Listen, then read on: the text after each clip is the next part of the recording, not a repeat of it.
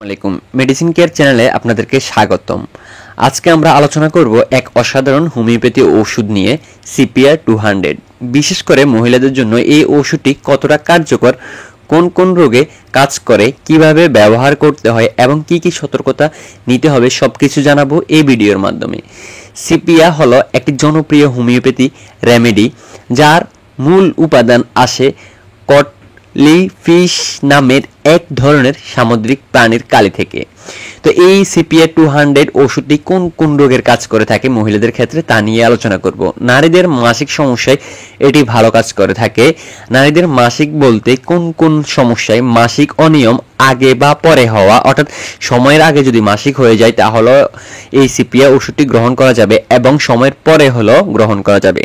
অতিরিক্ত রক্তস্রাব বা একেবারে কম হওয়া সমস্যায়ও এটি গ্রহণ করা যাবে। মাসিকের আগে ও পরে অতিরিক্ত রাগ, মন খারাপ ইত্যাদি সমস্যায় এই সিপিআর 200 ওষুধটি গ্রহণ করা যেতে পারে এবং এই ওষুধটি মাসিকের সময় তলপেট ও কোমরে টান টান ব্যথা থেকে মুক্তি দেয় গ্রহণে। সন্তান জন্মের পর দুর্বলতা, যদি আপনার সন্তান জন্ম দেওয়ার পর শরীর অদ্ভুত ক্লান্তি লাগে, হঠাৎ করে দুর্বল লাগে, তাহলে আপনি এই সিপিআর ওষুধটি গ্রহণ করতে পারবেন এই হোমিও ওষুধটি। বুকের দুধ কমে যাওয়ার সমস্যায় এটি গ্রহণ করা যাবে। গৃহকর্মে আগ্রহ হারানো, অর্থাৎ আপনি দৈনন্দিন যে কাজগুলো করেন, অর্থাৎ মহিলারা ডেলিভারি পরে দৈনন্দিন যে কাজগুলো ঘরে করে থাকে, যদি ওই কাজে আগ্রহ চলে যায় তাহলে এই সিপিআর ওষুধটি গ্রহণ করতে পারবেন। এবং মহিলাদের মেনোপজ সমস্যায় এই ওষুধটি গ্রহণ করা যাবে। যাদের হট ফ্ল্যাশ, হঠাৎ গরম লাগা শুরু হয় তাদের ক্ষেত্রে এটি গ্রহণ করা যাবে। রাতে অতিরিক্ত ঘাম, মানসিক অস্থিরতা, একা থাকতে চাওয়া এই সকল সমস্যায়ও এই সিপিআর ওষুধটি গ্রহণ করা যাবে। গর্ভধারণের সমস্যায় এই ওষুধটিও কাজ করে থাকে, যেমন হরমোনাল ইনব্যালেন্স থেকে বাচ্চা নিতে অসুবিধা, দীর্ঘদিন চেষ্টা করেও গর্ভধারণ না হওয়া এই সমস্যায় আপনি এই সিপিআর ওষুধটি গ্রহণ করতে পারবেন। এবং এই ওষুধটি হজমের সমস্যাও কিন্তু মহিলাদেরকে দিয়ে থাকে। ক্ষুধা না লাগা, বদহজম, গ্যাস, বমি ভাব এই সমস্যাগুলো ক্ষেত্র বিশেষে দিয়ে থাকে।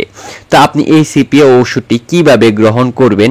এই ওষুধটি আপনি দিনে একবার গ্রহণ করতে পারবেন, সপ্তাহে 2 থেকে 3 বার, অর্থাৎ আপনি সপ্তাহে শনি, সোম এবং বুধবার এই 3 দিনে গ্রহণ করবেন, অথবা ডোজ কিছুটা পরিবর্তন হবে আপনার ডাক্তারের উপরে ডিপেন্ড করে।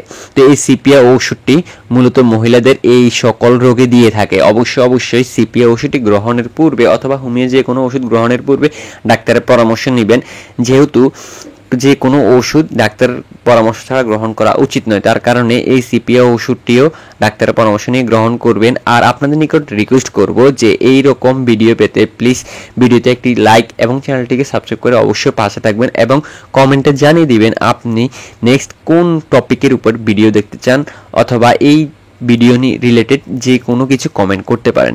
তো সবাই ভালো থাকবেন, সুস্থ থাকবেন। আল্লাহ হাফেজ, আসসালামু আলাইকুম।